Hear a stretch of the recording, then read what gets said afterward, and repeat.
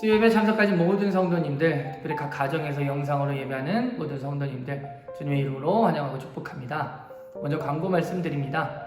저희가 오늘까지는 이렇게 영상으로 예배하고 예배지로 각 가정에서 예배하는데, 돌아오는 주일부터는 모든 예배는 정상적으로 드려집니다. 특별히 기도 부탁드릴 것은, 여전히 코로나 때문에 힘들어하는 성도님들, 또 가정들이 있습니다. 계속해서 이 성도님들과 가정들 온전히 회복될 수 있도록 기도해 주셨으면 좋겠습니다. 자, 우리 함께 찬송가 183장 그리고 488장 우리 함께 찬양하심으로 우리 예배를 드리시겠습니다.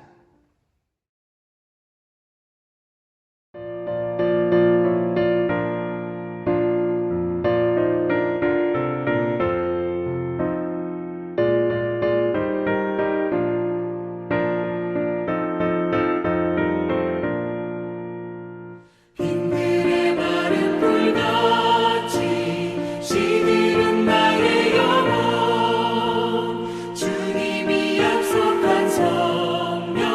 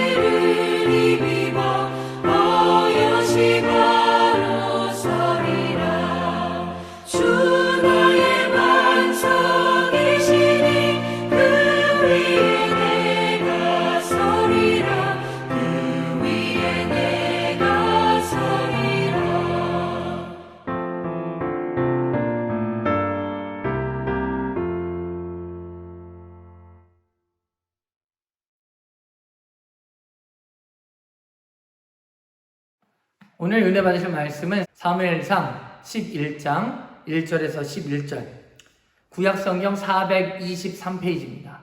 구약 423페이지, 사무엘상 11장 1절에서 11절까지 우리 함께 봉독하도록 하겠습니다. 암몬 사람 나하스가 올라와서 길르앗 야베스에 맞서 진침해 야베스 모든 사람들이 나하스에게 이르되 우리와 언약하자. 그러면 우리가 너를 섬기리라 하니 암몬 사람 나하스가 그들에게 이르되 내가 너희 오른눈을 다 빼야 너희와 언약하리라. 내가 온 이스라엘을 이같이 모욕하리라. 야베스 장로들이 그에게 이르되 우리에게 이레 동안 말미를 주어 우리가 이스라엘 온 진역에 전령들을 보내게 하라. 만일 우리를 구원할 자가 없으면 내게 나아가리라 하니라. 이에 전령들이 사울이 사는 기브아에 이르러 이 말을 백성에게 전하매 모든 백성이 소를 높여 울더니 마침 사울이 밭에서 소를 몰고 오다가 이르되 백성이 무슨 일로 우느냐 하니 그들이 야베스 사람의 말을 전하니라. 사울이 이 말을 들을 때 하나님의 영에게 크게 감동되어 그의 누가 크게 일어나 한 겨리의 소를 잡아 각을 뜨고 전령의 손으로 그것들을 이스라엘 모든 지역에 두루 보내어 이르되 누구든지 나와서 사울과 사무엘을 따르지 아니하면 그들의 소들도 이와 같이 하리라 하였더니 여호와의 두려움이 백성에게 임하매 그들이 한 사람같이 나오니라. 사울이 베색에서 그들의 수를 세어보니 이스라엘 자손이 30만 명이요 유다 사람이 3만 명이더라. 무리가 와 있는 전령들에게 이르되 너희는 길르앗 야베스 사람에게 이같이 이르기를 내일 해가 더울 때에 너희가 구원함을 받으리라 하라. 전령들이 돌아가서 야베스 사람들에게 전하매 그들이 기뻐하니라. 야베스 사람들이 이에 이르되 우리가 내일 너희에게 나아가리니 너희 생각에 좋을 대로 우리에게 다 행하라 하니라. 이튿날 사울이 백성을 3대로 나누고 새벽에 적진 한가운데로 들어가서 날이 더울 때까지 암몬 사람들을 치매 남은 자가 다 흩어져서 둘도 함께한 자가 없었더라. 아멘. 오늘은 사무엘상 11장 1절에서 11절의 말씀을 중심으로 하나님의 두 가지 역사를 경험하라, 하나님의 두 가지 역사를 경험하라 라는 제목으로 말씀을 나누기 원합니다. 핵심은 간단합니다. 하나님께서 택하시는 사람, 하나님의 백성들은 하나님의 행하신 두 가지를 경험한다라는 거예요. 첫째는 마음의 역사하시는 하나님, 그러니까 내적인 역사가 있고, 두 번째는 우리 환경의 역사하시는 하나님, 외적인 역사가 있다라는 것입니다. 하나님께서 이렇게 내적인 역사, 외적인 역사를 통해 하나님이 택하신 자들을 지키시고 보호하시고 그들을 위기 가운데 구원하게 하신다, 이런 말씀을 함께 나누기를 원합니다.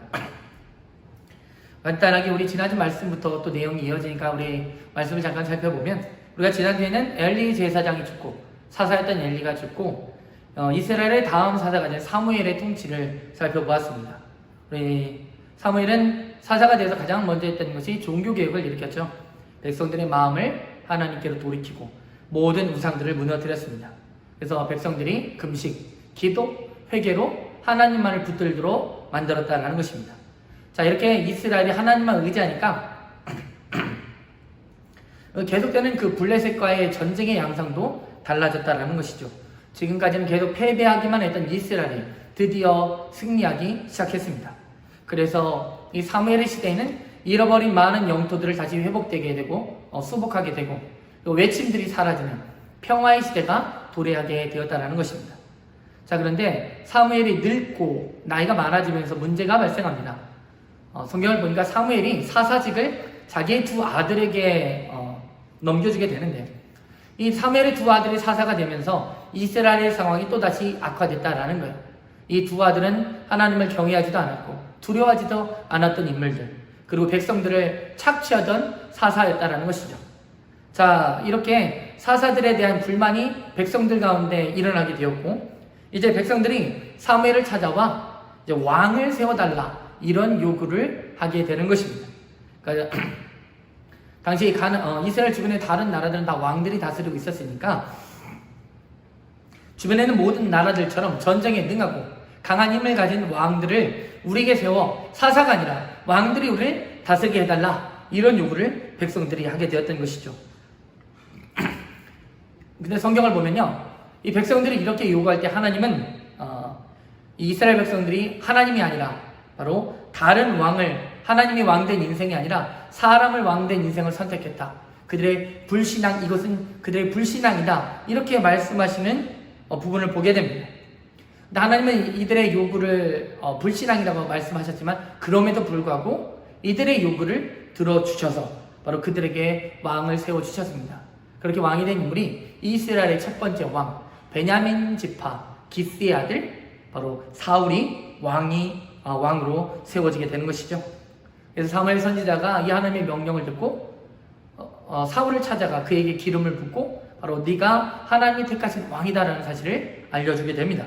그리고 미스바로 모든 이스라엘 백성들을 불러 모으고 그리고 공개적인 석상 가운데 바로 사울을 이스라엘의 왕으로 선언을 하게 되는 거죠. 자, 그런데 이렇게 사울이 비록 왕이 되긴 했지만 아직 이스라엘은 왕이 다스릴 만한 그런 통치 체제가 잡혀있지 않았다라는 거예요. 심지어 왕이 거처할 왕궁조차 없었다라는 것입니다. 그래서 사울은 왕이지만 자신의 고향으로 돌아가 자기의 집에 머물러야 했다라는 거죠. 그리고 설상가상으로 이 사울을 왕으로 인정할 수 없다라고 주장하는 그런 세력들까지 등장하게 됩니다. 그래서 특별히 이 사울이 이 12지파 중에서 베냐민 지파, 가장 연약한 지파였거든요. 그러니까 가장 연약한 지파 출신인 이 사울을 지지해줄 세력이 없었기 때문에 이 왕으로서의 온전한 권위가 세워지지 않았다라는 것입니다. 그래 사울은 왕이지만 고향으로 돌아가 한동안 농사를 지으면서 소를 끌며 밭을 가는 농사일을 하며 시간을 보내게 되었던 것입니다. 자, 이때 이 사울이 이스라엘의 진짜 왕으로 인정받게 되고 그리고 백성들의 절대적인 지지를 받게 되는 그런 특별한 사건이 일어나게 되는 것입니다. 바로 오늘 본문에 등장하는 내용인데 바로 암몬의 왕 나하스가 군대를 이끌고 이스라엘의 동쪽 땅 길르앗 야베스라는 곳을 침략하게 됩니다. 근데 이 전쟁을 계기로 사울이 진정한 왕의 모습을 갖게 되고 백성들의 절대적인 지지를 받는 왕으로 거듭나게 되는 것입니다. 여러분 오늘 본문을 보면 이 암몬 왕 나하스가 이스라엘 본토를 직접 공격하는 것이 아니라 이스라엘의 동쪽 끝인 동쪽 변방인 길르앗 야베스를 공격합니다.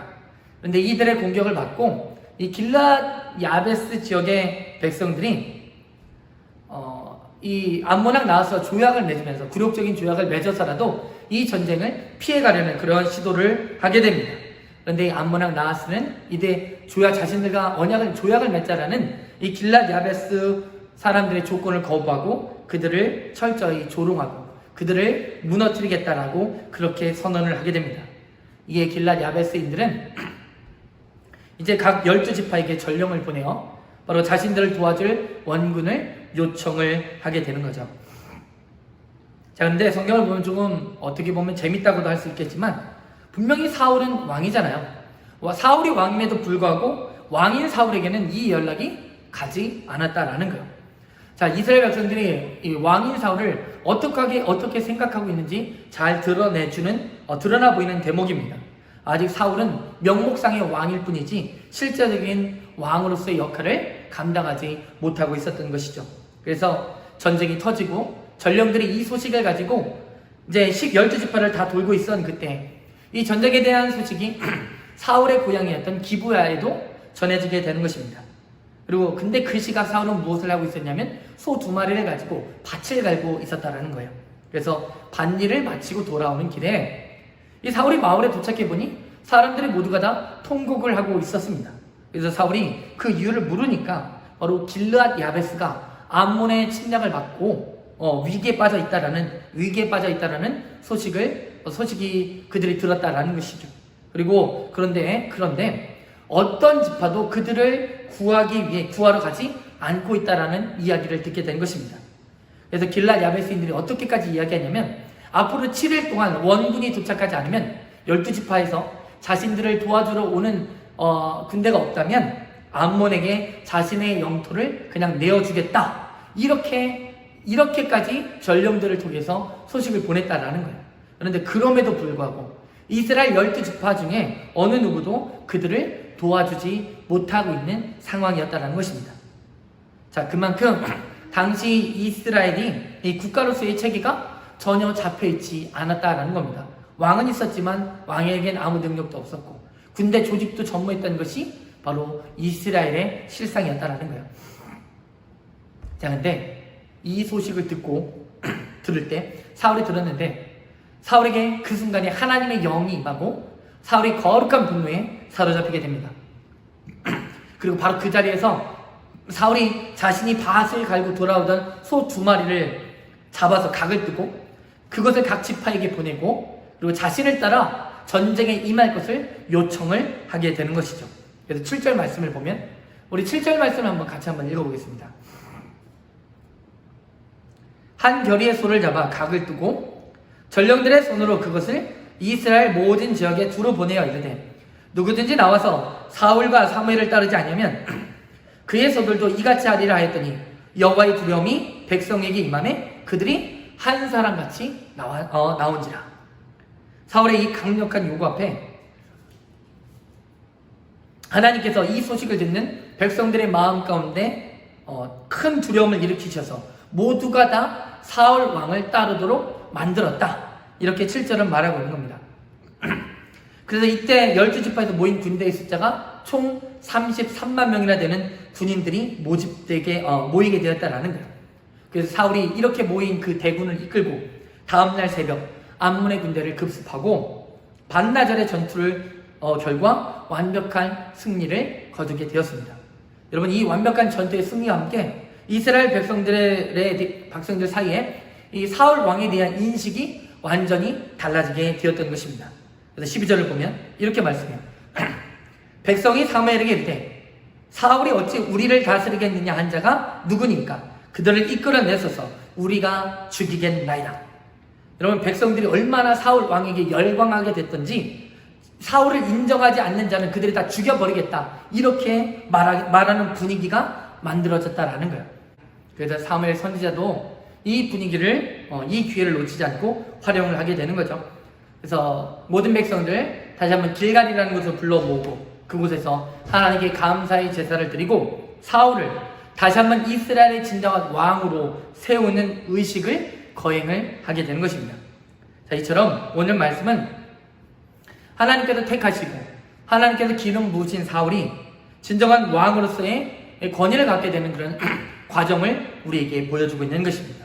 그래서 이 말씀의 내용을 중심으로 하나님의 2가지 역사, 사울 왕을 참된 왕으로 거듭나게 만드는 그 2가지 역사를 살펴보려고 하는 거예요. 말씀 잘 살펴보면 여러분, 사울이 이번 전쟁에서 크게 승리하게 되는 것은 사실은 다 하나님의 개입하심, 하나님의 역사 때문입니다. 그래서 사울 왕은 이 모습을 보면 전투에 능한 전사의 모습이라기보다는 농사꾼에 가까운 인물이었습니다. 왕이 되었지만 고향 땅에서 소를 끌며 밭을 갈며 살아가고 있었다라는 거예요. 그런데 이런 그가 어떻게 33만 명이나 되는 군대를 모아 그리고 군대를 조직하고 또한 길랏 야벳의 사람들을 죽게 만들었던 암몬의 나하스를 물리칠 수 있었는가? 이 모든 것은 하나님의 개입하신 하나님의 특별한 역사 때문이라는 것입니다. 여러분, 이 소를 끌고 밭을 갈고 있던 사울이 크게 분노하게 되고 이스라엘 백성들을 불러 모으고 전쟁을 하고자 하는 마음을 갖게 된 것은 다름이 아니라 오늘 본문을 잘 보면 뭐라고 말하냐면 하나님의 영이 그에게 임했기 때문이다 이렇게 말씀합니다. 6절, 사울이 이 말을 들을 때 하나님의 영에 크게 감동되매 하나님의 영이 사울에게 큰 용기를 불어넣어 주셨다라는 것입니다. 자, 그리고 이것이 사울의 마음 가운데 역사하신 하나님의 역사입니다. 또 한 가지는 뭐냐면 사울이 이스라엘 백성들을 이제 불러 모을 때 백성들의 그 소식을 듣는 백성들의 마음을 움직인 것은 또 역시 하나님의 역사라는 거예요. 그래서 7절 후반부를 보면 여호와의 두려움이 백성에게 임하매 그들이 한 사람같이 나온지라. 여러분, 33만 명이나 되는 엄청난 인원들이 마치 한 사람인 것처럼 똑같은 마음을 가지고 사울에게 몰려왔다라는 겁니다. 하나님께서 역사하셔서 이 사울에게 큰 군대를 만들어 주신 것입니다. 이렇게 하나님께서는 사울의 마음 가운데는 용기를 불어넣어 주시고 또한 백성들의 마음을 움직이셔서 사울에게 함께 싸울 수 있는 군대를 만들어 주셨다라는 것입니다. 바로 사울의 마음 가운데, 그리고 사울의 외적인 환경 가운데 하나님이 역사하셨다라는 거예요. 여러분, 하나님은요, 자신이 기름을 부으시고 자신께서 택하신 사울을 그냥 왕으로만 세워놓고 그냥 방치해 두신 게 아니라는 것입니다. 그에게 사명을 주셨고, 사명을 감당할 수 있는 힘과 능력과 상황과 환경을 만들어 주셨다라는 겁니다. 그래서 하나님의 이 놀라운 역사로 여러분, 소를 끌고 밭이나 갈던 그 농부의 모습이었던 사울이 군대를 이끌고 나라를 정복하는 전쟁에 능한 왕으로 한순간에 바뀌게 되었다는 것입니다. 여러분, 우리 하나님 그냥 단순하게 우리에게 사명만 주시는 분이 아니라 그 사명을 능히 감당할 수 있도록 우리에게 특별히 역사하신다라는 거예요. 특별히 우리 마음 가운데 역사해 주시고 우리의 환경 가운데 역사하시는 하나님이라는 사실입니다.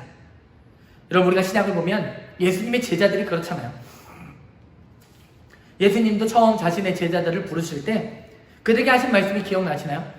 갈릴리의 어부들을 부르실 때 뭐라고 말씀하셨냐면, 물고기나 잡던 어부들에게 내가 너희로 이제는 물고기가 아니라 사람을 낚는 어부가 되게 하리라, 이렇게 약속해 주셨습니다.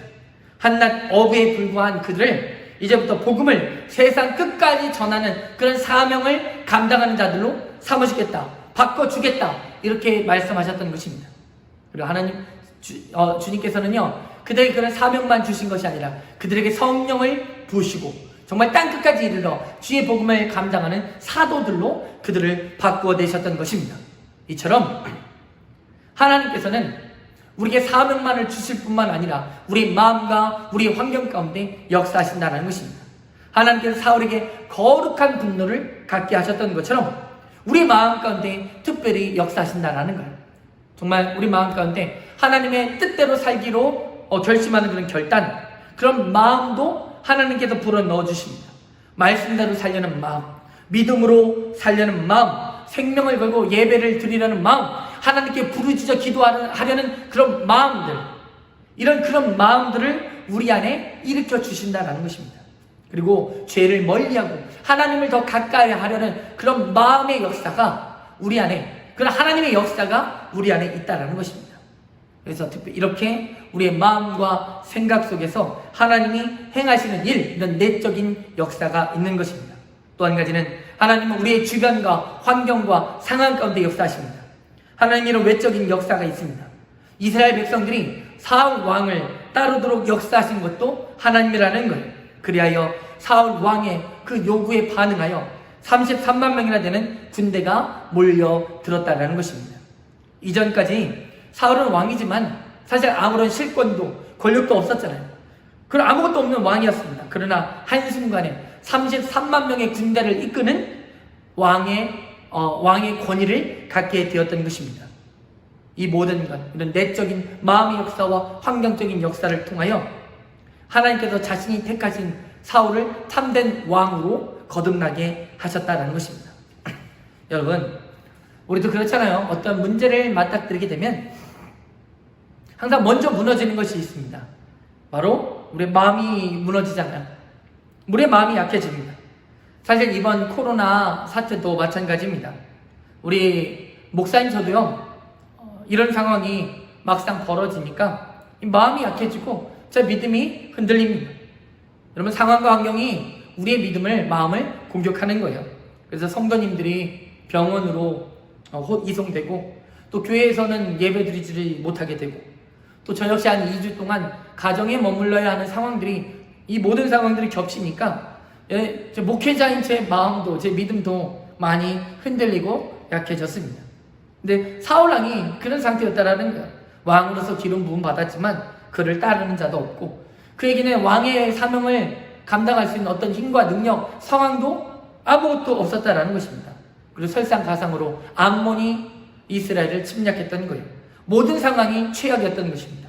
그런데 바로 이때부터 하나님의 역사하심이 있었다라는 것입니다. 하나님의 영이 사울에게 임하자 그의 마음엔 용기가 일어났다는 것, 싸워서 전쟁을 하고자 하는 그런 마음의 용기가 일어났다는 것입니다. 사울 왕의 내면에, 마음속에 큰 변화가 일어나는 것입니다. 그래서 모든 불신앙과 약한 마음들이 일시에 사라지고 그는 참된 왕으로서의 마음을 갖게 된 것입니다. 여러분, 이런 마음의 변화가 우리 안에 있기를, 지금 일어나기를 소원합니다. 여러분, 성도들은 힘들고 어려운 상황 속에서 더 큰 믿음으로 반응을 하는 자들입니다. 이것이 우리 안에 일어나는 하나님의 역사예요. 하나님은 우리가 어렵고 힘든 상황 가운데 더 큰 믿음, 더 담대한 마음을 가질 수 있도록 우리 마음 가운데 역사하신다는 거예요. 그래서 하나님께서는요, 우리의 약해진 믿음의 불꽃에 성령의 기름을 부으시고 우리 믿음이 더 활활 타오르도록 만들어 주신다라는 것입니다. 이 예배하는 이 시간, 이런 성령의 기름 부음이 우리 마음 가운데, 우리 성도님들의 그 생각과 마음 가운데 일어나기를 소원합니다. 그래서 우리의 믿음이 회복되기를 원하고, 지금의 우리의 상황과 환경이 더 이상 문제가 되지 않는 그런 담대한 마음들을 갖기를 축복합니다. 그리고 이렇게 우리 믿음이, 우리 마음이 회복되면, 우리가 믿음으로 반응하면 하나님께서는 그 믿음으로 승리할 수 있는 외적인 상황과 환경도 바꾸어 주신다라는 거예요. 사울이 믿음으로 나니까 암몬과 싸우겠다는 그런 마음, 믿음으로 그런 자세를 갖게 되니까 바로 그를 따르는 33만 명의 군대를 그에게 만들어 주셨다라는 것입니다. 이처럼 우리가 믿음으로 반응하면 자연적으로 외부의 상황과 환경도 하나님의 역사하심에 따라 달라지게 되고 변화되게 된다라는 것입니다. 여러분, 바로 이런 두 가지 역사를 우리 모든 성도님들이 경험하게 되기를 소원합니다. 하나님께서 택하신 자들에게는 이런 두 가지 역사가 있는 것입니다. 하나님, 우리 마음 가운데 역사해 주시고 우리의 환경 가운데 역사하십니다. 그를 통하여 이 위기를, 이 어려움을 이겨내고 극복할 수 있는 힘과 능력을 부어 주시는 것입니다. 하나님께서 사울에게 그렇게 역사하셨던 것처럼 바로 우리 모든 성도님들의 삶 가운데 이렇게 역사하실 것을 기대하고 소원하고 축복합니다. 잠깐 기도하시겠습니다. 주님, 감사합니다. 하나님께서는 사울을 왕으로 택하시고 그에게 기름을 부어 주셨습니다. 그리고 단순히 그에게 왕의 사명만을 주신 것이 아니라 그가 왕으로서의 사명을 감당할 수 있도록 그의 마음 가운데 역사하여 주셨고 그의 상황과 환경 가운데 역사하여 주셨습니다. 이 하나님의 두 가지 역사, 내적인 역사, 외적인 역사를 통하여 사울은 진정한 이스라엘 왕으로 거듭나게 되었습니다. 하나님, 이 두 가지 역사가 우리 덕적 중앙교회 모든 믿음의 성도들의 삶과 마음 가운데도 일어나게 하여 주옵소서. 특별히 이 코로나 상황 가운데 약해진 우리의 마음과 믿음 가운데 담대한 믿음, 담대한 마음을 불어넣어 주시옵시고 믿음으로 이 상황을 이겨내게 하여 주옵소서. 특별히 코로나로 인하여 힘들어하고 있는 성도들과 가정들을 기억하여 주시고 그들을 위로하여 주시고 주님께서 그들 가정 가운데 임하여 주시고 하나님의 영이 그들 가운데 임하여 주시다. 그들에게 믿음과 담대한 마음, 더 하나님만 의지하고 바라보는 마음을 주옵소서. 그리고 우리 모든 성도들의 마음 가운데도 오직 주님을 더 바라보는 믿음을 주옵시고 그리고 이 모든 상황과 환경을 바꾸시는 그 하나님의 역사를 경험하게 하여 주옵소서. 예수님의 이름으로 기도드립니다. 아멘. 우리 주기도문으로 예배를 마치겠습니다. 하늘에 계신 우리 아버지여, 이름이 거룩히 여김을 받으시오며 나라의 임하옵시며 뜻이 하늘에서 이루어진 것 같이 땅에서도 이루어지이다. 오늘날 우리에게 일용할 양식을 주옵시고 우리가 우리에게 죄 지은 자를 사하여 준 것 같이 우리의 죄를 사하여 주옵시고 우리를 시험에 들게 하지 마옵시며 다만 악에서 구하옵소서. 대개 나라와 건세와 영광이 아버지께 영원히 있사옵나이다. 아멘.